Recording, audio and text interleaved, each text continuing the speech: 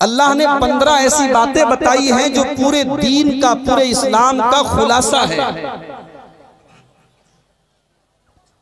और आज की तकरीर में मैं यही 15 बातें आपको बताना चाहता हूं। ये 15 बातें पूरी होंगी, मैं स्टेज छोड़ दूं। इन 15 बातों को अगर हमने समझ लिया, हम समझो पूरे दीन को समझ लिया। तो आप सुनेंगे इंशाअल्लाह। मजार को धोने के बाद जो पानी निकलता है, उस पानी को ड्रम और बर्तन में भर करके उसको तबर्रुक समझ करके लोग अपने साथ लेके जा रहे हैं। जो पानी इतना नजिस और नापाक है कि उस पानी से इस्तिंजा करना भी दुरुस्त न माना जाए, उस पानी को लोग तबर्रुक समझ करके पी रहे हैं। ये मुसलमान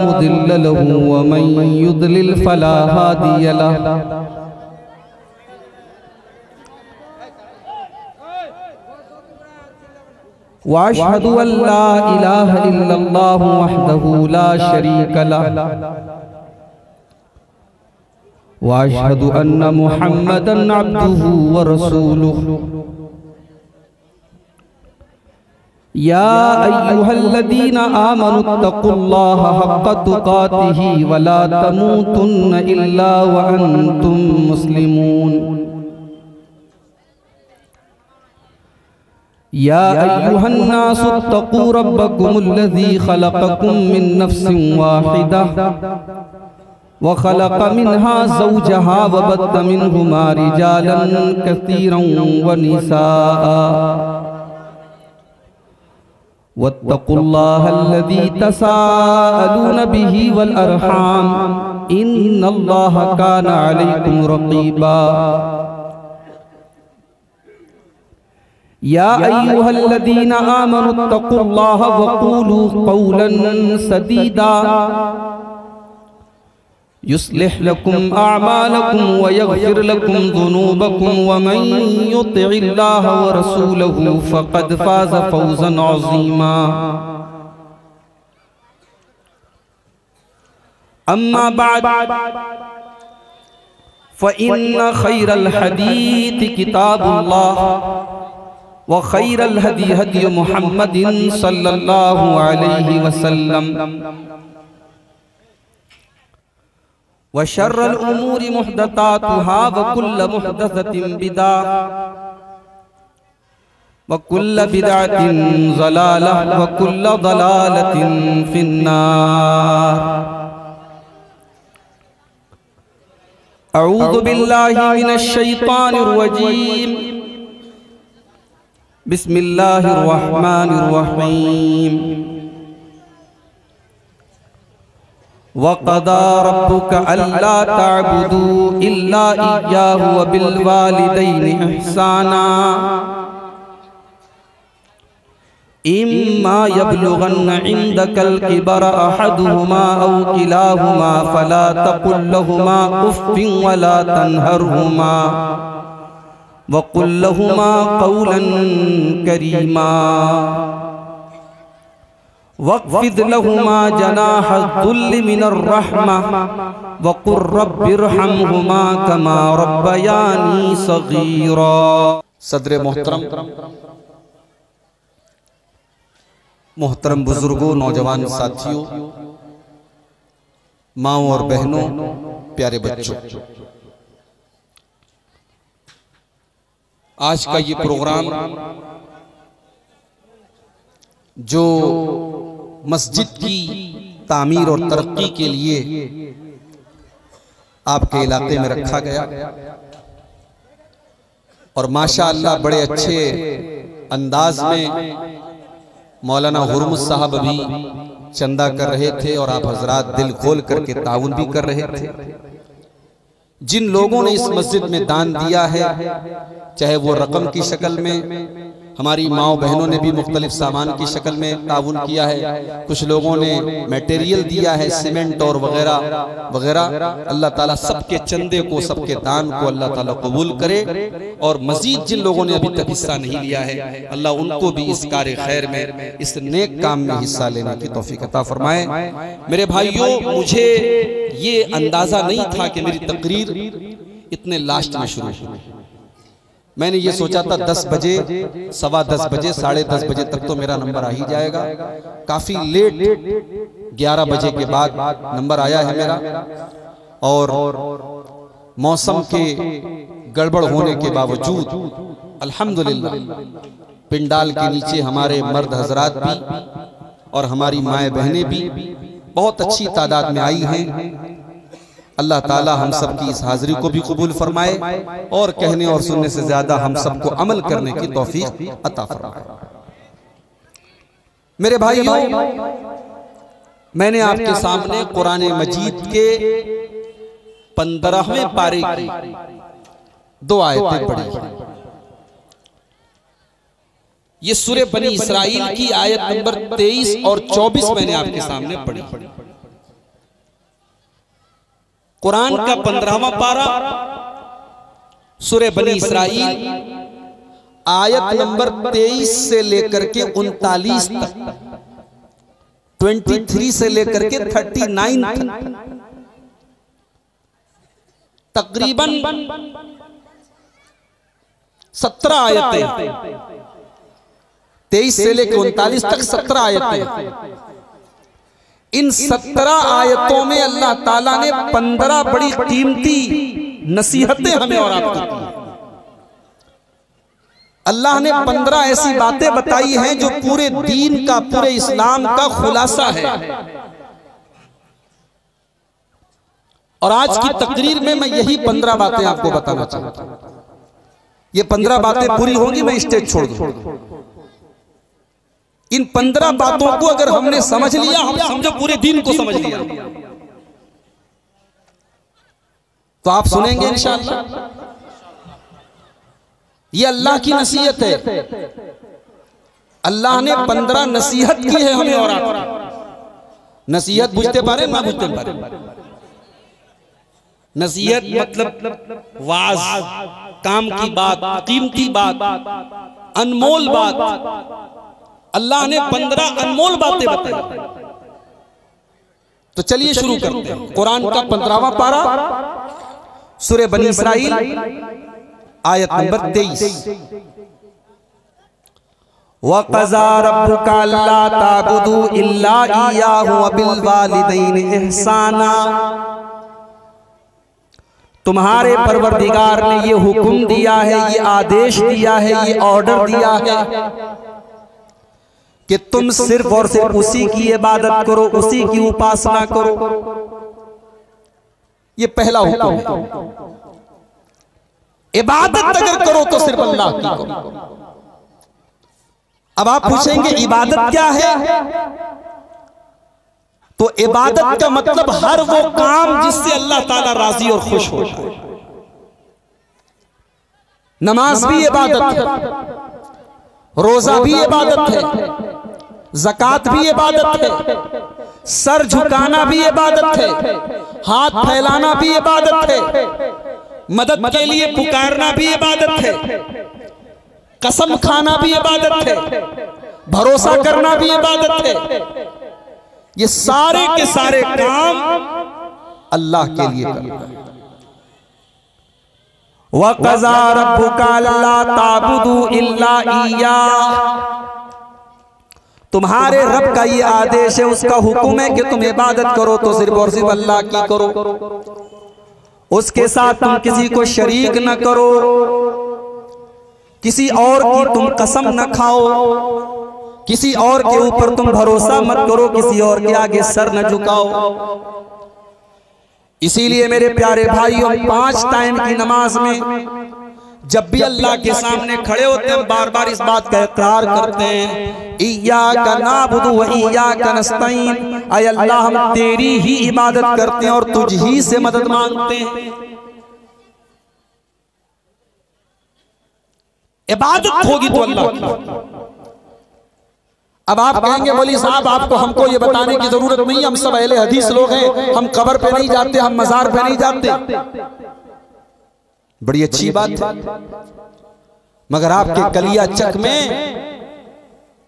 हमने ये हालात भी देखे हैं कि औरतें अपने बच्चों के बीमार होने पर उनके गले में तावीज पहनाती हैं।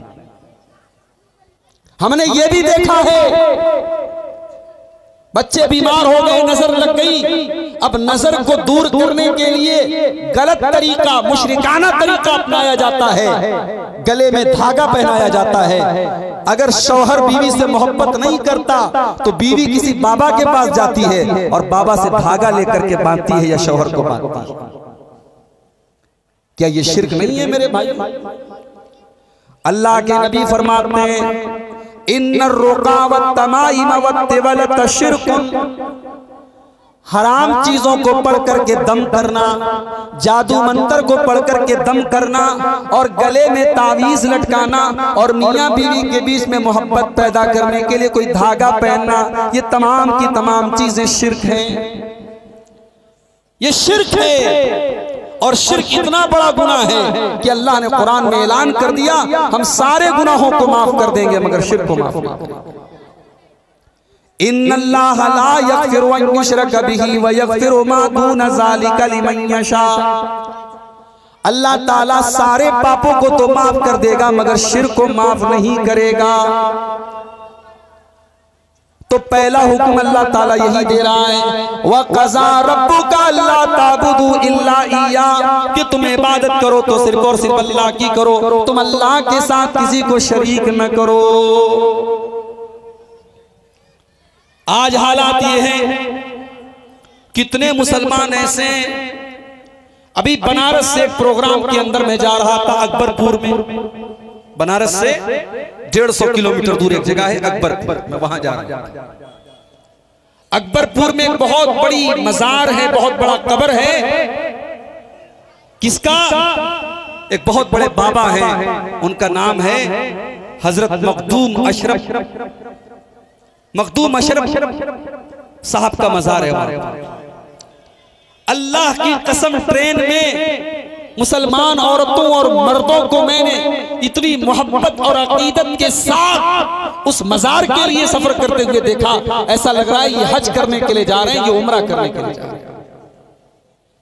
और वहां से जब लौटने लगा देखा मजार का जो मजार को धोने के बाद जो पानी निकलता है उस पानी को ड्रम और बर्तन में भर करके उसको तबर्रुक समझ करके लोग अपने साथ लेके जा रहे हैं। जो पानी इतना नजिस और नापाक है कि उस पानी से इस्तिंजा करना भी दुरुस्त न माना जाए, उस पानी को लोग तबर्रुक समझ करके पी रहे हैं। ये मुसलमान का अकीदा है मेरे प्यारे साथी।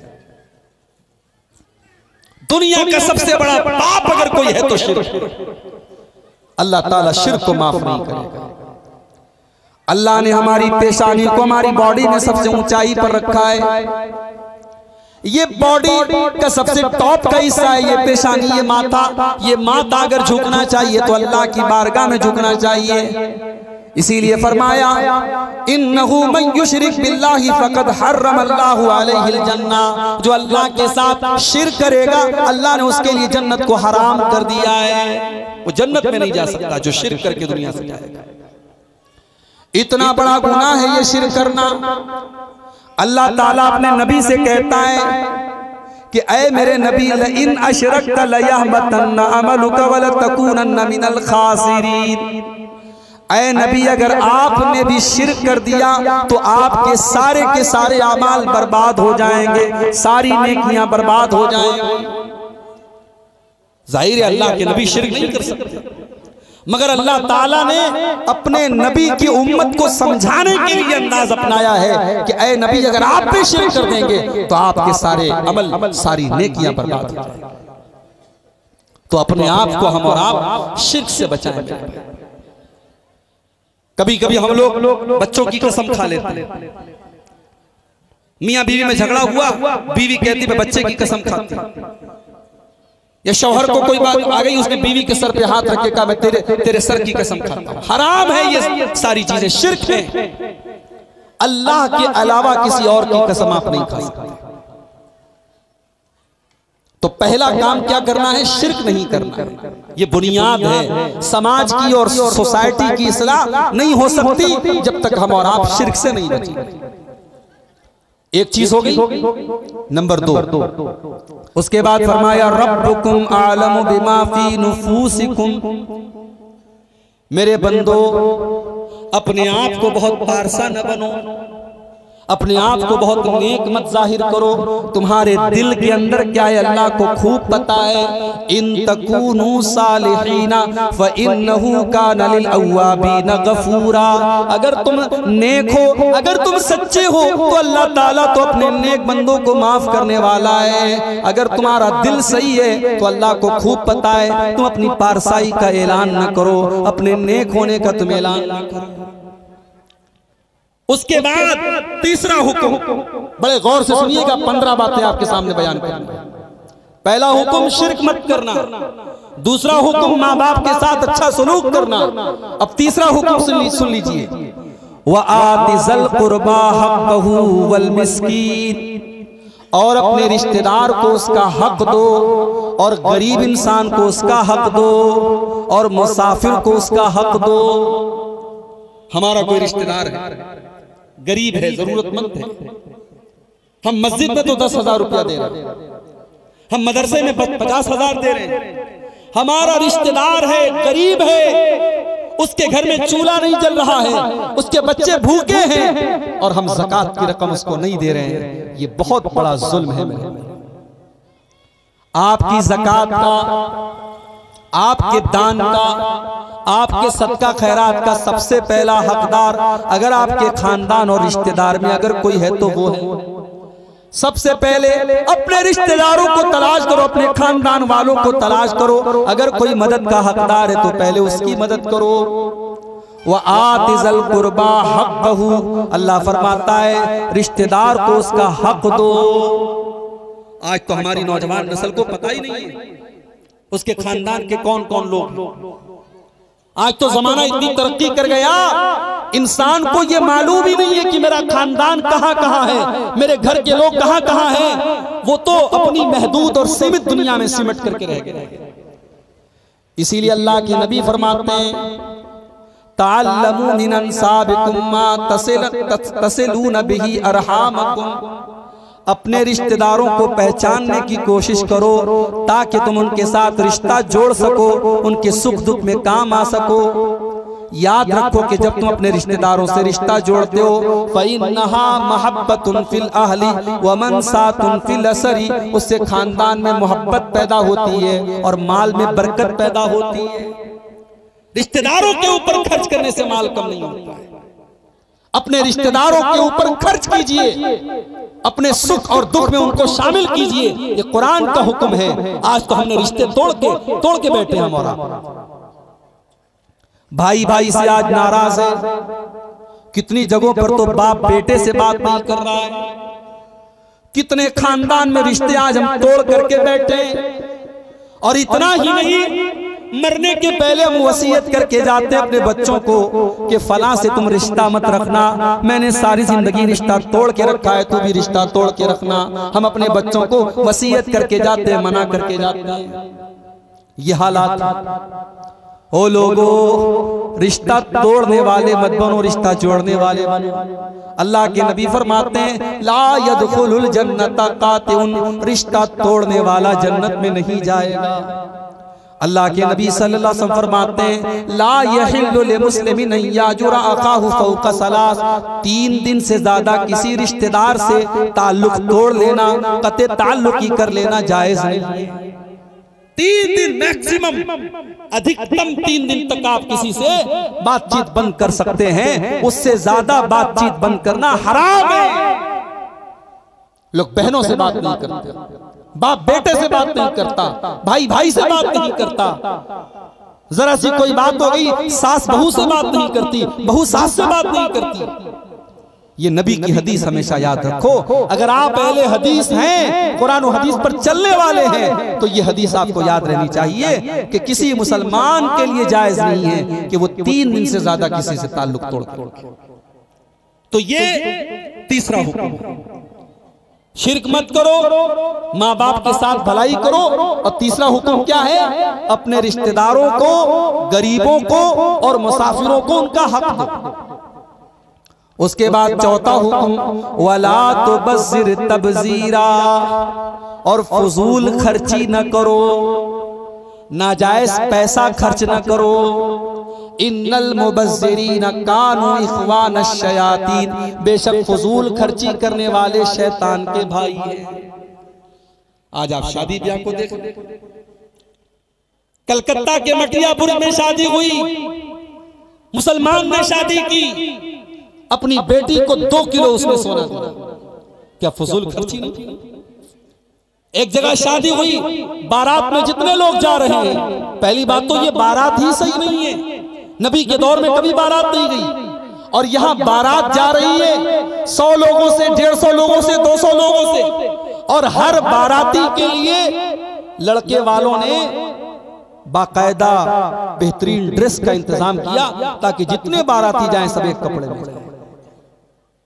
बनारस के करीब मऊ एक जगह है, अभी मऊ का एक वीडियो सामने आया, मुसलमान की शादी है, हाजी साहब दाढ़ी रखे हुए हैं, गोल टोपी लगाए हुए हैं, कुर्ता पायजामा पहने हुए हैं, जा रहे हैं, और जवान जवान लड़कियां गुलाब का फूल बरसा रही हैं, दोनों तरफ से गुलाब का फूल बरसा रहे हैं, और हाजी साहब बेचारे मुस्कुरा के बढ़ रहे हैं। मेरे भाइयों, अगर हमने इन रस्मों को नहीं तोड़ा तो आने वाले हालात क्या होंगे आप नहीं कुछ बता सकते। अभी के हालात ये हैं कि गरीब बाप के लिए अपनी लड़की की शादी करना दुनिया का सबसे मुश्किल काम है। आपके बिहार और बंगाल के कितने गांव हैं जहां लड़कियों की शादी करने वाला बाप जब तक पूरे गांव को दावत न खिला दे तब तक वो लड़की की शादी नहीं कर सकता। ये रस्म रिवाज हमने बनाए, ये कुरान ने नहीं बनाए, ये हदीस ने नहीं बनाए, ये नबी ने नहीं बनाए, ये हमने और आपने बनाए। इन फजूल खर्चियों से अपने आप को आजाद करो मेरे प्यारे साथियों। आज उम्मत की कितनी गरीब बेटियां हैं जिनके बाप के पास अपनी बेटी की शादी करने की ताकत नहीं है। कितने गरीब बच्चे हैं जो स्कूल में पढ़ना चाहते हैं, बहुत टैलेंटेड हैं, बहुत ज़हीन हैं, पढ़ाई में बहुत आगे, मगर बाप के पास उनकी फीस भरने का इंतजाम नहीं है। कितने बच्चे मदरसे में पढ़ते हैं, उनके बाप के पास उनके भेजने के लिए 100-200 रुपए महीने का इंतजाम नहीं है। कितनी मस्जिदों के इमाम हैं, 3-4 हजार रुपया उनकी तनख्वाह है, वो कैसे कैसे अपनी परिवार का, अपनी फैमिली का गुजारा करते हैं। और आज हम शादी ब्याह पे लाखों करोड़ों पानी की तरह बहा देते हैं। आज कितने गरीब भूखे रहते हैं और अमीरों की शादियों में लाखों रुपए का खाना डस्टबिन में फेंक दिया जाता है, कूड़ेदान में फेंक दिया जाता है। वो लोगों फजूल खर्ची न करो। अल्लाह फरमाता है इन्नल मुबज़्ज़िरीन कानू इख्वान शयातीन, फजूल खर्ची करने वाले शैतान के भाई हैं। आपके यहाँ एक रस्म और पता चला, शादी में वकील बनाया जाता है। ये वकील तो बना सकते हैं, हमारे यहाँ भी वकील बनाया जाता है, मगर वकील कौन बनेगा? या तो बाप खुद वकील बने या बाप अपने घर के किसी फर्द को बना दे। मिसाल के तौर पर लड़की का मामू है, लड़की का चाचा है, लड़की का फूफा है, कोई करीबी रिश्तेदार है, उसको वकील बना दे। और वकील का काम बस इतना है कि निकाह के मौके पर उसकी सिग्नेचर होगी और वो लड़की वालों की तरफ से गवाह के तौर पे उसमें शामिल होगी। मुझे पता लगा आपके यहाँ वकील जो होता है साहब, वो तो उसकी बड़ी अहमियत होती है। जो वकील बन गया, लड़का ससुर के घर दावत बाद में खाने जाएगा, वकील के घर पहले जाएगा। ससुर को सलाम बाद में करेगा, वकील को पहले करेगा। माफ कीजिए, ये रस्म हमने और आपने बनाई है। इस्लाम के अंदर इस रस्म की कोई हैसियत नहीं। हर वो रस्म जो समाज के लिए बोझ बन जाए, जिसका कुरान और हदीस से कोई सबूत न हो, उस रस्म को अपने जूतों तले रौंद दो और फेंक दो और खत्म कर दो। ये जहेज की रस्म, ये बारात की रस्म, ये हल्दी की रस्म, ये मंगनी की रस्म, सिर्फ मंगनी की फंक्शन पर आज लाखों रुपए खर्च हो रहे हैं। हल्दी वाले दिन सारी लड़कियां हल्दी कलर का कपड़ा पहन रही हैं, नाच गाना हो रहा है। शादी वाले दिन वीडियो रिकॉर्डिंग हो रही है साहब, वीडियो रिकॉर्डिंग वाला कैमरा लेके औरत के दुल्हन के कमरे में घुस रहा है, हमारे और आपके घर की औरतों का फोटो ले रहा है, वीडियो ले रहा है। कहां चली गई हमारी गैरत, कहां चली गई हमारी शर्म व हया? अरे हम मुसलमान हैं, हमारी पहचान है तो हमारी गैरत से है, हमारी पहचान है तो हमारी शर्म व हया से है। जो बेगैरत हो जाए, जो बेहया हो जाए, जो बेशर्म हो जाए, फिर वो इस्लाम से उसका कोई ताल्लुक नहीं। इसलिए फजूल खर्ची के इन तमाम रास्तों को बंद करो मेरे भाइयों, निकाह को आसान करो। और आगे अभी बात आएगी, इन 15 बातों में एक बात यह भी है कि ज़िना के करीब मत जाओ। उस पर हम बात करेंगे कि ज़िना के करीब जाने से अल्लाह ने मना किया है। कौन कौन सी चीजें हैं जिसकी वजह से आज समाज में ज़िना हो रहा है, अभी बात आगे आ रही है, हम बता रहे हैं उसके बारे में। तो पहला हुक्म है शिर्क मत करो। दूसरा हुक्म माँ बाप के साथ अच्छा सलूक करो। तीसरा हुक्म रिश्तेदारों के साथ, गरीबों के साथ और मुसाफिरों को के साथ उनको उनका हक दो। और चौथा हुक्म फजूल खर्ची न करो, बेशक फजूल खर्ची करने वाले शैतान के भाई। वकान शैतान लिरब्बिही कफूरा, और शैतान अपने रब का बहुत बड़ा नाशुक्रा है। तुम नाशुक्रे मत बनो। तुमको अल्लाह ने दौलत से नवाजा है, पैसे से नवाजा है, सही जगह अपना माल खर्च करो, इसलिए कि कयामत के दिन माल का भी हिसाब देना पड़ेगा। 5 सवालों का जवाब अब्दुल गफ्फार साहब को भी देना पड़ेगा, सभापति साहब को भी देना पड़ेगा, आपको भी देना पड़ेगा, मुझको भी देना पड़ेगा। 5 सवाल का जवाब दिए बगैर हम हिल नहीं सकते कयामत के दिन। उन 5 सवालों में एक सवाल ये भी होगा, वअन मालिही मिन ऐन इक्तसबहु व फीमा अनफक़हु। मेरे बंदे, हमने तुझको माल दिया था, तूने माल कहां से कमाया और कहां पर तूने खर्च किया। माल का हिसाब देना पड़ेगा। उसके बाद अगला हुक्म, व इम्मा तुरिज़न्नाहुम इब्तिगा रहमतिन मिन रब्बिका तरजूहा फकुल लहुम क़ौलन मैसूरा। अगर तुम्हारे दरवाजे पर कोई मांगने वाला आया, कोई फकीर आया, कोई साइल आया और तुम्हें उसको देने के लायक पैसा नहीं है, ताकत नहीं है, तो तुम नरमी के साथ, प्रेम के साथ, मोहब्बत के साथ मीठी बोली बोल करके उसको विदा कर दो। तुम्हारे दर पर, तुम्हारे दरवाजे पर अगर कोई मांगने वाला आया है तो उसको डांट कर, फटकार कर, जलील करके तुम्हें भेजने का अधिकार नहीं है। तुम्हें उसको लौटाना भी है तो प्यार और मोहब्बत के साथ। आज तो हम लोग दान भी करते हैं तो एहसान जता के करते हैं। गरीब को कंबल बांट रहे हैं तो फोटो खींच रहे हैं उसका। रमजान के महीने में किसी को राशन की किट दे रहे हैं तो पहले फोटो लेते, वीडियो बनाते, उसके अखबार में फोटो आता है, फेसबुक पर फोटो आता है, तब बेचारे की मदद करते हैं। पहले के दौर में कहावत थी, नेकी कर दरिया में डाल। अब कहावत बदल गई, अब नेकी कर फेसबुक पर डाल, नेकी कर यूट्यूब पर डाल, नेकी कर सोशल मीडिया पर डाल, नेकी कर अखबार में डाल। आज ये हालात हो गए मेरे भाई। तो किसी गरीब को जलील मत करो, उसकी भी एक इज्जत है, उसका भी एक आत्मसम्मान है। अगर किसी गरीब की मदद कर रहे हो तो चुपके से मदद करो, और मदद नहीं कर सकते हो तो कम से कम मीठी बोली बोलो, उसको जलील मत करो। वइम्मा तुरिज़न्नाहुम इब्तिगा रहमतिन मिन रब्बिका तरजूहा फकुल लहुम क़ौलन मैसूरा। किसी गरीब को देने के पास, देने के लायक अगर तुम्हारे पास ताकत नहीं है, पैसा नहीं है, धन दौलत नहीं है, तो तुम अच्छी बात बोल करके उसको विदा कर दो। ये हो गई 5वीं बात। 6ठी बात, वला तजअल यदक मग़लूलतन इला उनुकिका वला तबसुतहा कुल्लल बस्ति फतक़उद मलूमन महसूरा। और ऐ मेरे बंदो, बहुत कंजूस भी मत बनो, बहुत सखी भी मत बनो। इतने कंजूस मत बनो कि बीवी बच्चों का हक मारने लगो, और इतने सखी भी न बनो कि दान तो कर रहे हो, चंदा तो दे रहे हो, घर में खाने को नहीं है, बीवी के पास ढंग के कपड़े नहीं है, तुम्हें अल्लाह ने बहुत नवाजा है, तुम मस्जिदों में दे रहे हो, मदरसों में दे रहे हो, लेकिन बीवी बच्चों की जायज जरूरतों को पूरा नहीं कर रहे हो। अल्लाह ने कहा बीच का रास्ता निकालो, अपने हाथ को अपनी गर्दन से बिल्कुल मिला मत दो, और बिल्कुल अपना हाथ खोल भी मत दो, यानी कंजूस भी मत बनो और बहुत सखी भी मत बनो। दरमियान का रास्ता अपनाओ, बीच का रास्ता अपनाओ। जानते हो, बीवी बच्चों के ऊपर खर्च करने पर भी सवाब मिलता है। हमारी माए बहनें हैं ना, वो डिमांड करती रहती है।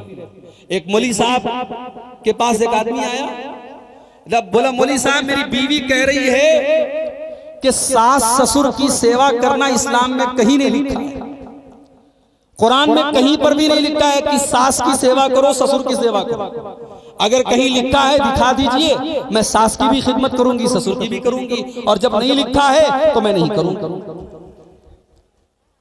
तो मौलवी साहब के पास वो आदमी आया, उसने कहा मौलवी साहब मेरी बीवी ऐसा ऐसा कह रही है। मौलवी साहब ने कहा बीवी तो बिल्कुल सही कह रही है, कहीं नहीं लिखा है कुरान में, कहीं हदीस में नहीं लिखा है कि सास की खिदमत करना और ससुर की खिदमत करना ये बहू का हक है। लेकिन अपनी बीवी को जाकर ये भी बता दो कि कुरान और हदीस में ये भी नहीं लिखा है कि बीवी को सोने की चूड़ी पहनाई जाए, बीवी को 2000 की बनारसी साड़ी पहनाई जाए, बीवी को हर महीने अच्छा नया कपड़ा दिलाया जाए, नई चप्पल दिलाई जाए। बीवी से जाके कह दो कुरान में कहीं नहीं लिखा है कि बीवी को शॉपिंग कराई जाए और बीवी को एक से एक कपड़ा दिलाया जाए। ये तमाम चीजें हक नहीं है, मगर शौहर करता है क्योंकि उसे बीवी से मोहब्बत है। इसी तरीके से अगर बीवी को अपने शौहर से मोहब्बत है तो जिस तरीके से शौहर का ख्याल रखती है, शौहर के माँ बाप का भी ख्याल रखे, शौहर के माँ बाप को अपने माँ बाप समझे। तो आज ये उल्टा मामला हो रहा है, लोग अपने बीवी बच्चों पर भी खर्च नहीं करते। अल्लाह के नबी फरमाते हैं तुम अल्लाह ताला को खुश करने के लिए जो भी खर्च करोगे तुम्हें सवाब मिलेगा। हत्तल लुक़मत तज़उहा फी इमराती का, यहाँ तक कि तुम अपनी बीवी के मुंह में जो लुकमा डालोगे उसका भी तुमको सवाब मिलेगा। बीवी को आप जो खाना खिला रहे हैं, बच्चों को जो खाना खिला रहे हैं, बच्चों को स्कूल में पढ़ा रहे हैं, उनकी तालीम पर खर्च कर रहे हैं, इस पर भी आपको सवाब मिलेगा अगर आप जायज तरीके से पैसा कमा रहे हैं और जायज तरीके से पैसा खर्च कर रहे हैं। तो ये पांचवी चीज हो गई। अल्लाह ने फरमाया कि कंजूसी मत करो और हद से ज्यादा सखावत का रास्ता मत अपनाओ, बीच का रास्ता। अब यहां पर एक सवाल पैदा हुआ कि ऐ अल्लाह, बहुत सारे लोगों को हम देखते हैं कि बहुत नेक है, बहुत मुत्तकी हैं, परहेजगार है, पांचों टाइम के नमाजी हैं, लेकिन बहुत गरीब है, छोटा सा घर है, बड़ी मुश्किल से अपने परिवार का पेट पालते हैं, और दूसरी तरफ बहुत बेईमान इंसान है, बहुत गुनहगार है, शराबी है, बदकार है, लेकिन पूरे कलियाचक में उससे बड़ा अमीर और मालदार कोई नहीं है। ऐ अल्लाह, ये बात हमें समझ में नहीं आई कि तुझको जो पांचों टाइम का नमाज पढ़ता है, तेरी बारगाह में सर झुकाता है, वो तो गरीब है, और जो तेरा नाफरमान है वो बहुत अमीर है। ये बात समझ में नहीं आती। अल्लाह ने इसका भी जवाब दिया, इन्न रब्बक यबसुतुर रिज़्क़ लिमन यशाउ मिन इबादिही व यक़दिर, तुम्हारा रब जिसके लिए चाहता है रोजी को खोल देता है और जिसके लिए चाहता है रोजी को तंग कर देता है,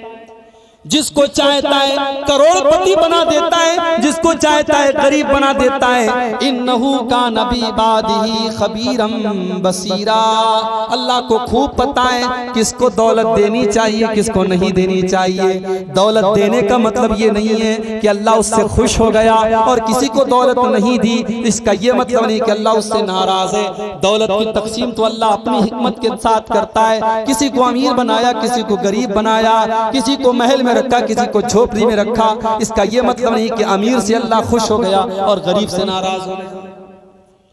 उसके बाद बड़े गौर से सुनिएगा, छठी चीज, वला तक़तुलू औलादकुम खशियत इमलाक, और ऐ ईमान वालों, अपनी औलाद को तुम कत्ल न करना, अपनी औलाद की हत्या न करना, फाका कशी के डर से, इस डर से कि तुम्हारी औलाद कल क्या खाएगी, उसको खाना कैसे नसीब होगा, इस डर से अपनी औलाद को कत्ल न करना।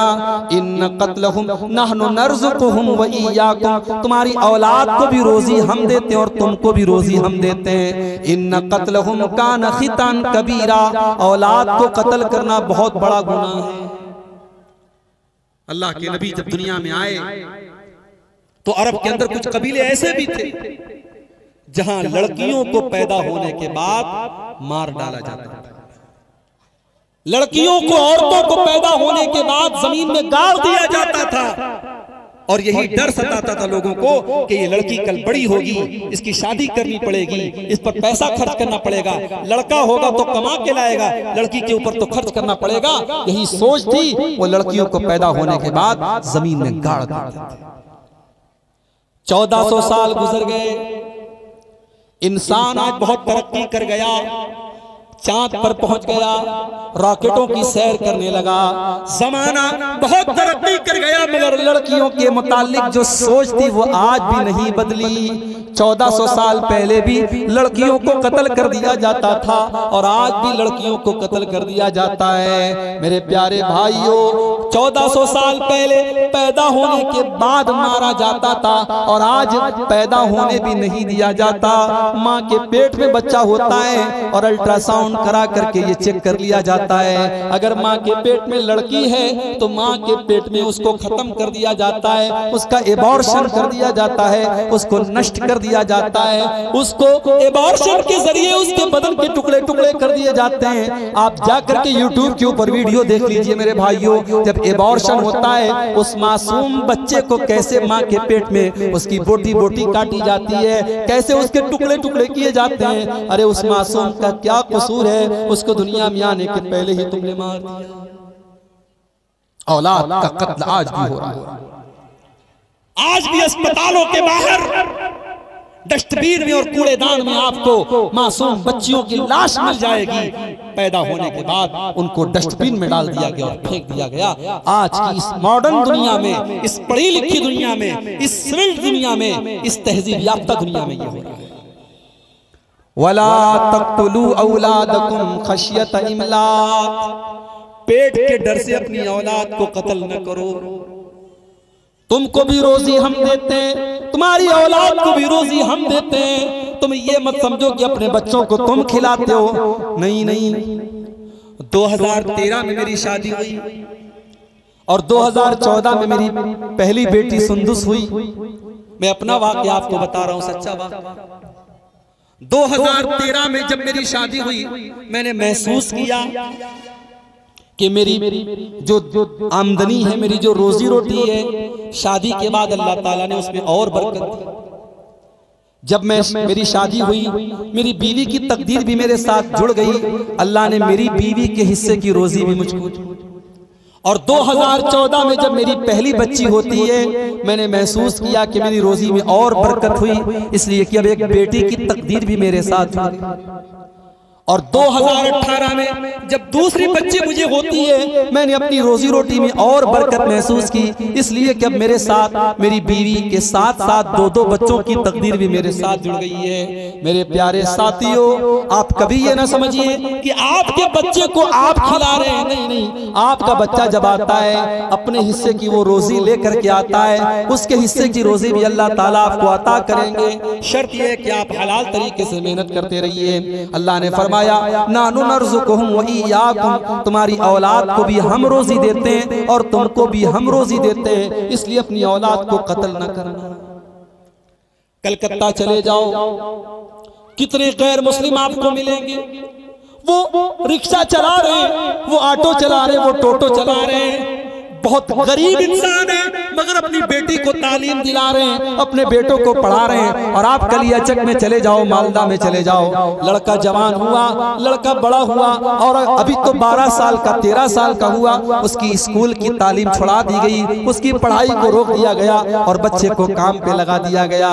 मेरे प्यारे साथियों, अपने बच्चों को तालीम से रोकना, अपने पेट के लिए, अपनी रोजी रोटी के लिए अपने बच्चों को तालीम से महरूम करना, ये भी उनको कत्ल करने के बराबर है, ये भी उनकी हत्या करने के बराबर है। अगर आपका बच्चा पढ़ने का शौक रखता है, अगर पढ़ने में ज़हीन है, टैलेंटेड है, आप अपने कारोबार और अपनी आमदनी को कुर्बान कर दो, अपने बच्चे को आला तालीम दिलाओ। भारत में आज उन्हीं लोगों का भविष्य अच्छा है, उन्हीं लोगों का मुस्तकबिल अच्छा है जो तालीम के मैदान में, जो एजुकेशन के मैदान में आगे रहेंगे। अगर आपने अपने बच्चों को तालीम नहीं दिलाई, अपनी बच्चियों को तालीम नहीं दिलाई, तो आगे आने वाले हालात बहुत खराब हो जाएंगे। अपनी औलाद को कत्ल मत करो, अपनी औलाद की तालीम और तरबियत से महरूम करना भी उनको कत्ल करने के बराबर है। तो ये हो गई छठी चीज कि अपनी औलाद को कत्ल मत करो, औलाद का कत्ल करना बहुत बड़ा गुनाह है। 7वीं चीज, वला तक़रबुज़ ज़िना इन्नहु काना फ़ाहिशतन व साअ सबीला। और ऐ मेरे बंदो, तुम ज़िना के करीब न जाना, ये ज़िना बहुत गंदा काम और बहुत बुरा रास्ता है। मेरी प्यारी माँ बहनों, बड़े अदब के साथ, बड़े प्रेम के साथ, बड़ी मोहब्बत के साथ आपसे कहना चाहूंगा कि आज आपके बंगाल में जो पर्दे का हाल है वो बहुत बुरा है। और हालात ये है कि आपके गांव में और आपके मोहल्ले में अगर कोई लड़की नकाब में निकलती है तो आज उसको अजीब नजर से देखा जाता है कि ये नकाब वाली लड़की कहां से। आज हालात ये है, बेपर्दगी का आलम यह है बंगाल के अंदर कि पर्दा करने वाली आज उसको अजीब नजरों से देखा जा रहा है कि ये पर्दा करने वाली लड़की कहां से आ गई। ओ मेरी प्यारी माँ बहनों, ये पर्दा कोई बंगाल और बिहार से तो इसका कोई ताल्लुक नहीं है। ये पर्दा किसी बरादरी के लिए तो नहीं आया, ये पर्दा किसी स्टेट और किसी राज्य और किसी इलाके के लिए तो नहीं आया। ये पर्दा तो अल्लाह ने ईमान वाली औरतों को इसका ऑर्डर दिया है। कुरान का 21वां पारा उठाओ, अल्लाह फरमाता है या अय्युहन नबी कुल अज़वाजिका व बनातिका व निसाइल मुमिनीना युदनीना अलैहिन्ना मिन जलाबिबिहिन्ना। ऐ नबी, अपनी बीवियों से कह दीजिए, अपनी बेटियों से कह दीजिए और तमाम मोमिना औरतों से कह दीजिए जब वो अपने घर से निकला करें तो अपने ऊपर चादर डाल लें, अपने ऊपर नकाब डाल लें, अपने ऊपर कोई ऐसा कपड़ा डाल लें जो उनके पूरे शरीर को ढांप ले। ये पर्दा उनकी पहचान बन जाएगा। ये पर्दा दुनिया को बताएगा ये इज्जतदार घर की लड़कियां हैं, ये अच्छे घर की लड़कियां हैं, ये नेक घर की लड़कियां हैं। फला यूज़ैन, और कोई उनको छेड़ने की जुर्रत नहीं करेगा। पर्दा क्यों दिया गया? इसका हुक्म इसीलिए दिया गया ताकि समाज में ज़िनाकारी को रोका जाए। मेरे प्यारे साथियों, जब तक आपके घर की औरतें पर्दा नहीं करेंगी तब तक ज़िनाकारी नहीं रुक सकती। इसी ज़िनाकारी को रोकने के लिए इस्लाम ने ये तालीम दी कि मर्द और औरत अगर गैर महरम है तो वो अकेले में एक दूसरे से न मिले। अगर देवर अपनी भाभी के लिए गैर महरम है तो देवर अपनी भाभी से तन्हाई में न मिले। भाभी को चाहिए कि देवर से पर्दा करे और देवर को भी चाहिए कि भाभी का आमना सामना करने से बचे। इसलिए कि अल्लाह के नबी फरमाते हैं अलहम व अल मौत, ये जो शौहर के करीबी रिश्तेदार हैं ये तो औरत के लिए मौत का दर्जा रखते हैं। जीजा अपनी साली के लिए और देवर अपनी भाभी के लिए मौत का दर्जा रखता है, इसलिए कि ये वो रिश्ते होते हैं इसमें आमतौर से बड़ी लापरवाही होती है। साली अपने जीजा के साथ बाइक पर बैठ के सैर कर रही है, भाभी देवर के साथ बाइक पर और कार में बैठ के जा रही है। इन रिश्तों में ज्यादा लापरवाही होती है, और जब लापरवाही होती है तो फिर गुनाह का काम होता है, बदकारी होती है। और जब बदकारी होती है तो जाहिर है दुनिया में सजा मिले न मिले, आखिरत में वो मौत की सजा है। मेरे प्यारे साथियों, इस ज़िना को रोकने के लिए इस्लाम ने ये तालीम दी। यहाँ तक अल्लाह के नबी ने फरमाया ला तुसाफिरन इम्रातुन इल्ला व माहाज़ु महरम, औरत सफर न करे मगर कोई महरम रिश्तेदार साथ में हो। बगैर महरम के औरत सफर न करे। यहाँ तक फरमाया कि हज और उम्रा का सफर भी बगैर महरम की औरत न करे। ये सारी तालीमात क्यों बताई गई? ताकि ज़िना का समाज से वजूद खत्म हो जाए। मगर आज ज़िना हो रहा है और इस कदर हो रहा है, शादी करने के लिए लाख 2 लाख की जरूरत है और ज़िना करने के लिए 1000-500 रुपये का। कोई बस्ती ऐसी नहीं, कोई शहर ऐसा नहीं, कोई गांव ऐसा नहीं जहां आज मुसलमान लड़के और लड़कियां इस गलत काम में मुलव्विस न हो। मेरे प्यारे भाइयों, अगर ज़िना को रोकना है आप निकाह को आसान कीजिए, लड़के लड़कियों की सही टाइम पर शादी कर दीजिए और रस्मों रिवाज से अपने आप को दूर कीजिए। दीनदार घर का रिश्ता मिल जाए तो जल्दी से निकाह कर दीजिए। अल्लाह के नबी फरमाते हैं इज़ा खतबा इलैकुम मिम्मन तरज़ौन दीनहु व खुल्क़हु फज़व्विजूहु, जब तुम्हारी लड़की के लिए कोई अच्छा रिश्ता मिल जाए तो जल्दी से अपनी लड़की की शादी उससे कर दो। अगर ऐसा नहीं करोगे, अगर तुम ऐसा नहीं करोगे तकुन फितनतुन फिल अर्ज़ि व फ़सादुन अरीज़, तो जमीन के अंदर बहुत सारा फितना फैल जाएगा और फसाद फैल जाएगा।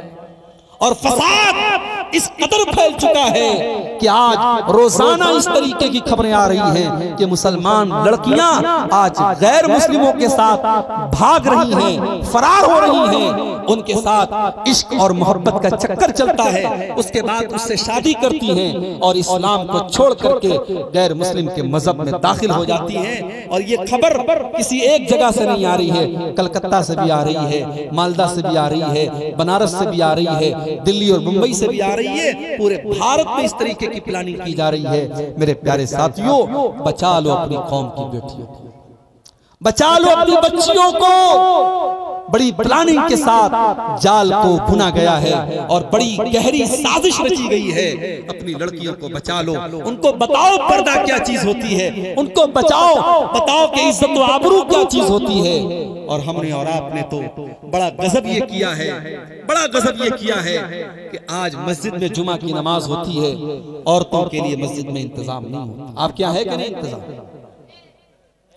अगर है तो बहुत अच्छी बात है, अगर नहीं है तो मेरे भाइयों आप इंतजाम करवाइए, आप इंतजाम करवाइए भी। मस्जिद के लिए आप चंदा कर रहे हैं, मस्जिद में आप जिस तरीके से मर्दों के लिए इंतजाम करते हैं, औरतों के लिए भी इंतजाम कीजिए। रमजान का महीना आ रहा है, तरावी की नमाज के लिए आप औरतों का पर्दे के साथ इंतजाम कीजिए। ईद की नमाज में तो बिल्कुल जरूरी है आप औरतों का इंतजाम कीजिए।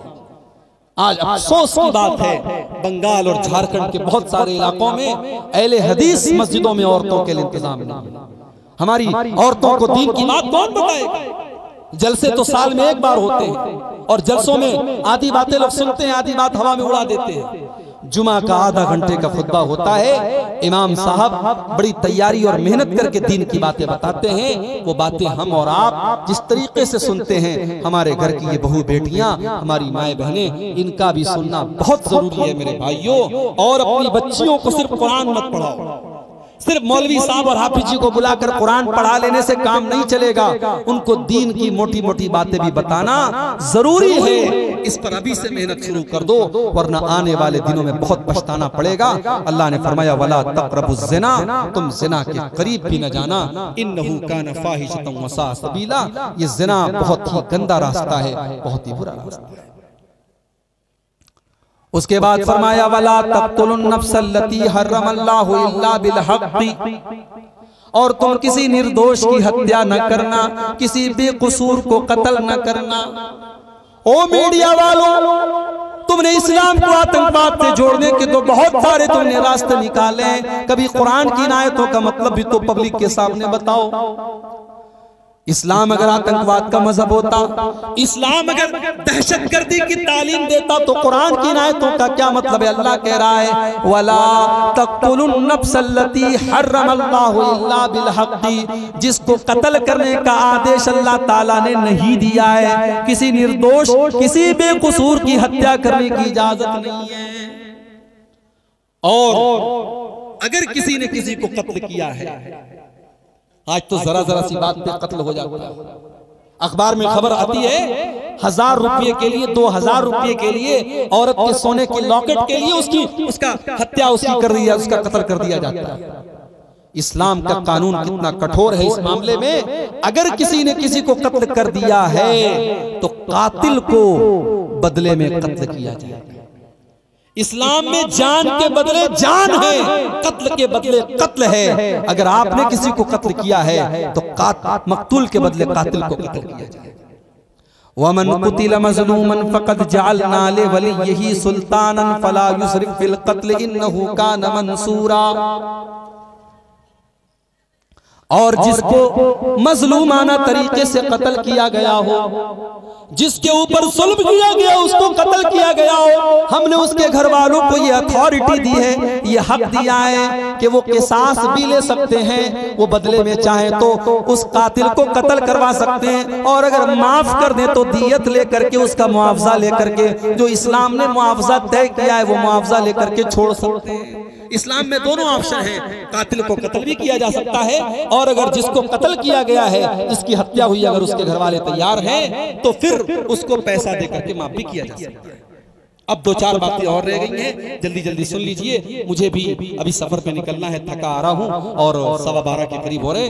ये कत्ल करने की बात करने के बाद अल्लाह ने एक अजीब बात कही। अल्लाह ने फरमाया वला तक़रबू मालल यतीम इल्ला बिल्लती ही अहसन, और यतीम के माल के करीब न जाना। जिस बच्चे के बाप का इंतकाल हो गया है, जो अनाथ है, जो यतीम है, उस यतीम के माल के करीब न जाना, उस यतीम के माल को नाजायज तरीके से न खाना। यहाँ तक के जब वो यतीम बच्चा जवान हो जाए, बालिग हो जाए, तब उसका माल उसको दे देना, उसकी रकम उसको दे देना, उसके बाप ने जो पैसा छोड़ा था वो पैसा उसको दे देना। वअऊफू बिल अहदी, और ऐ मुसलमानों तुम वादे को पूरा करने वाले बनो, तुम जुबान के पक्के बनो। इन्नल अहद कान मसऊला, अल्लाह ताला क्या वादे का सवाल किया जाएगा।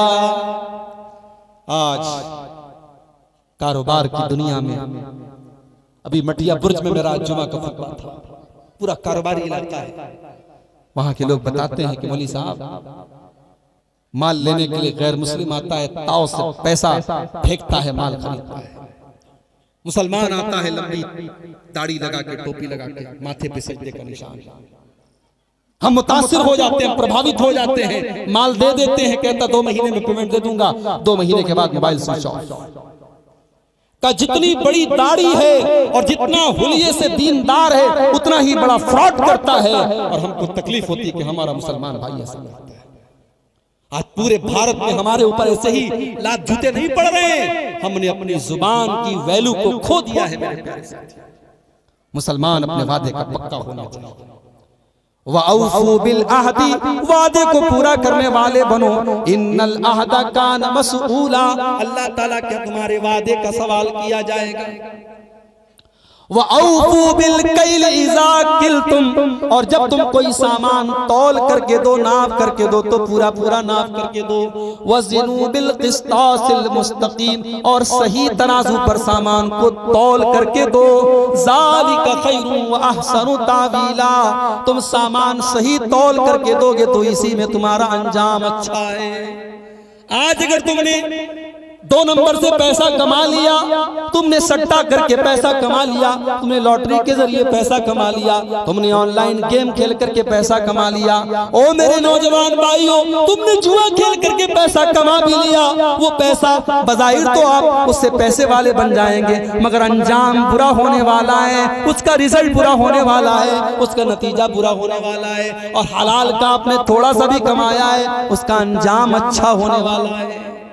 हराम कमाई का अंजाम अच्छा नहीं है मेरे भाई, इसलिए हराम से बचो, बेईमानी से बचो, चोरी से बचो। इस्लाम तो वो दीन है। अल्लाह के नबी मार्केट में जाते हैं, एक सहाबी की अनाज की दुकान है, गल्ले की दुकान है, गल्ले के अंदर अल्लाह के नबी ने हाथ डाला, अंदर अनाज भीगा हुआ है। आपने कहा ये भीगा हुआ अनाज कैसा है? साहबी ने कहा अल्लाह के नबी बारिश हो गई थी, अनाज भीग गया था। आपने कहा अगर अनाज भीग गया था, तुमने भीगा अनाज अंदर क्यों रखा है? तुम तो कस्टमर को धोखा दे रहे हो, तुम तो खरीदार को धोखा दे रहे हो। ऐ मेरे साहबी कान खोल करके सुन लो, मन गशना फलैसा मिन्ना, जो धोखाधड़ी करता है वो हम में से नहीं है। इसलिए धोखाधड़ी करना, नाप तौल में कमी करना, डंडी मारना, ये मुसलमान का शेवा नहीं होना चाहिए। अल्लाह ने कहा जब सामान तौल के दो, सही तराजू पे तौल के दो, पूरा सामान तौल के दो। उसके बाद फरमाया वला तख्फु मा लैसा लक बिही इल्मुन, और ऐ मुसलमानों तुम ऐसी चीज के पीछे मत पड़ो जिसका तुमको इल्म न हो। सोशल मीडिया का दौर है, व्हाट्सएप का दौर है, फेसबुक का दौर है, यूट्यूब का दौर है। आपके पास कोई वीडियो आया, आपको लगा कि यार बात तो सही है, आपने फट से शेयर कर दिया, आपने दोस्तों को भेज दिया, आपने फेसबुक के ऊपर फैला दिया। बाद में पता चला कि आपने जो वीडियो फैलाया था वो वीडियो फर्जी था, वो झूठा था, वो गलत था। आपने गलत चीज को फैलाने का काम कर दिया। कितने दंगे और फसाद इसी वजह से आज हो चुके हैं। कितने शहरों में खून खराबा आज इसी वजह से हो चुका है। इसीलिए अल्लाह ताला हुक्म दे रहा है, वला तक़्फ़ु मा लैसा लक बिही इल्मुन, जिस चीज की तुमको नॉलेज ना हो उस चीज के पीछे न पड़ो। इन्नस समअ वल बसर वल फुआद कुल्लु उलाइका कान अन्हु मसऊला। अल्लाह ताला के तुम्हें अपने कान का भी हिसाब देना है, अपनी आंखों का भी हिसाब देना है, अपने दिल का भी हिसाब देना है। और खास तौर से अगर कोई दीन से रिलेटेड चीज है, कोई कुरान की आयत है, कोई नबी की हदीस है, तो किसी अच्छे आलिम से आप पहले कांटेक्ट कर ले कि शेख साहब, मौलाना साहब, ये हदीस मेरे पास आई है, जरा आप चेक करके बता दे क्या ये हदीस सही है। आपको जितनी भी अच्छी वो बात लग रही हो, जब तक किसी आलिम से कंफर्म न कर ले तब तक उसको फॉरवर्ड और शेयर न करे। और यूट्यूब पर हर तकरीर करने वाला और हर बयान करने वाला उसकी लच्छेदार बातें और उसकी मीठी बातों में ना आए, पहले पता कर लें वो आलिम सही है कि नहीं है, वो स्कॉलर सही है कि नहीं है, उसका अकीदा सही है कि नहीं है, उसका मनहज सही है कि नहीं है, उसके बाद ही उसकी वीडियो को आगे बढ़ाइए। ये उसूल याद रखिए। अल्लाह ने फरमाया कि जिस चीज की तुम्हें नॉलेज ना हो उसके पीछे मत जाओ। अब उसके बाद 14वीं चीज, वला तमशी फिल अर्ज़ि मराहा, और ऐ मुसलमानों तुम जमीन में अकड़ करके न चलना, तकब्बुर न करना, घमंड न करना। इन्नका लन तखरिकल अर्ज़ वलन तबलुगल जिबाल तूला।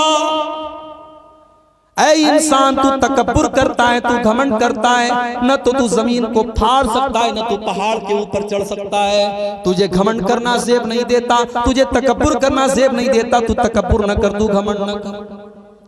घमंड मत करो। अल्लाह को घमंड पसंद नहीं, न पैसे का घमंड, न ताकत का घमंड, न इल्म का घमंड, तकब्बुर मत करो।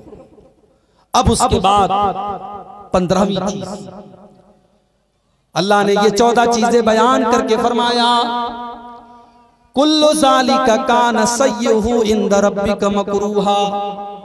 ऐ मेरे बंदो, ये जितनी बातें बयान की गई, ये सारी की सारी बातों में जो बुरी बातें हैं वो तुम्हारे रब को बहुत नापसंद है। ज़ालिका मिम्मा औहा इलैका रब्बुका मिनल हिक्मा, ये अल्लाह ताला हिकमत की बातें अपने नबी को बता रहा है। फला तजअल मअल्लाहि इलाहन आखर फतुल्का फी जहन्नम मलूमम मदहूरा। और 15वीं नसीहत अल्लाह ताला ये कर रहा है कि ऐ मेरे नबी और ऐ मेरे नबी के मानने वालों, तुम अल्लाह के साथ किसी को शरीक न करना, वरना तुम जलील करके जहन्नम में डाल दिए जाओ। पहली चीज भी शिर्क से मना किया और 15वीं चीज भी शिर्क से मना किया। पता ये चला कि अगर आपको इस्लाहे मुआशरा करना है, समाज के अंदर सुधार करना है, समाज को सही बनाना है, तो सबसे पहले समाज का अकीदा सही करना पड़ेगा। आप तो अहले हदीस है माशाअल्लाह, क्या पूछना है साहब? मां अहले हदीस हैं दगारा न शनासे, हम अहले हदीस हैं, हम दगा नहीं जानते।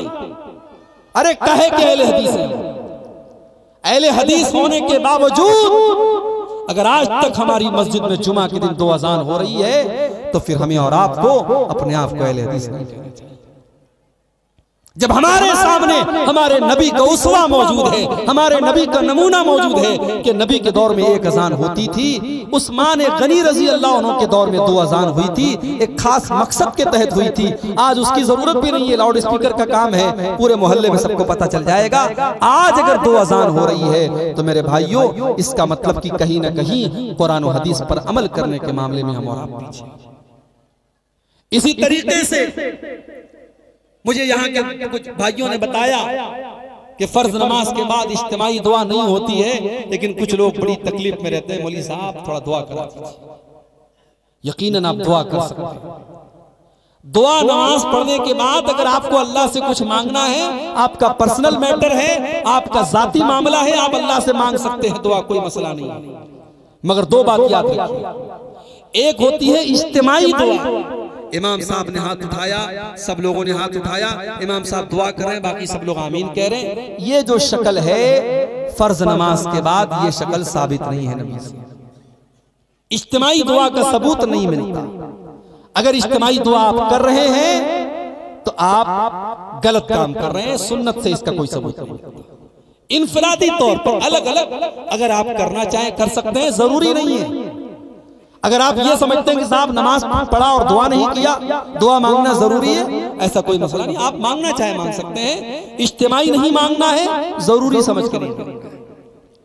इसी तरीके से मैयत का ऐलान मस्जिदों में होता है, हमारे बनारस में भी होता है, कर सकते हैं, मगर ऐलान को ऐलान ही रहने दिया जाए। लाउड स्पीकर का दौर है भाई साहब, मोहल्ले में किसी का इंतकाल हुआ, आपने एक बार ऐलान कर दिया, काफी। बगैर लाउड स्पीकर के सलाम फेरने के बाद इमाम साहब ने अगर बता दिया कि फला साहब का इंतकाल हो गया है, असर के बाद मिट्टी है, आप लोग शामिल हो जाइए, वो भी काफी है। लेकिन जो अल्लाह के नबी ने मना किया है, जो दौरे जाहिलियत का एक तरीका था, जिसको अरबी में नहीं बोलते हैं, कि बार बार मरने वाले का नाम लेकर के ऐलान किया जा रहा है, आज वो शक्ल हमारी मस्जिदों में जो राइज हो रही है वो मुनासिब नहीं है। एक दो बार आपने यानी लोगों को खबर करने की हद तक बता दिया काफी है, लेकिन बार बार मैयत का नाम लेकर के ऐलान करना ये मुनासिब नहीं है। तो मेरे भाइयों, हम और आप कुरान और हदीस पर पक्के चलने वाले बने, हमारा ओढ़ना बिछौना कुरान और सुन्नत हो। अल्लाह से दुआ है अल्लाह ताला हम सबको इसकी तौफीक अता फरमाए। ये 15 बातें जो बयान की गई हैं, अल्लाह ताला उन पर सब पर हमको अमल करने की तौफीक अता फरमाए। मौसम की बेइतदाली के बावजूद आप हजरात अभी तक बड़े सब्र सुकून के साथ बैठे रहे। अल्लाह आप सबके जमा होने को, हम सबके जमा होने को कबूल फरमाए। अल्लाह कहने सुनने से ज्यादा अमल की तौफीक अता फरमाए। जब तक हम दुनिया में जिंदा रहें, इस्लाम पर जिंदा रहें और हम सबका खात्मा ईमान पर हुआ। आमीन। व आखिर दावाना अल्हम्दुलिल्लाहि रब्बिल आलमीन। अस्सलामु अलैकुम।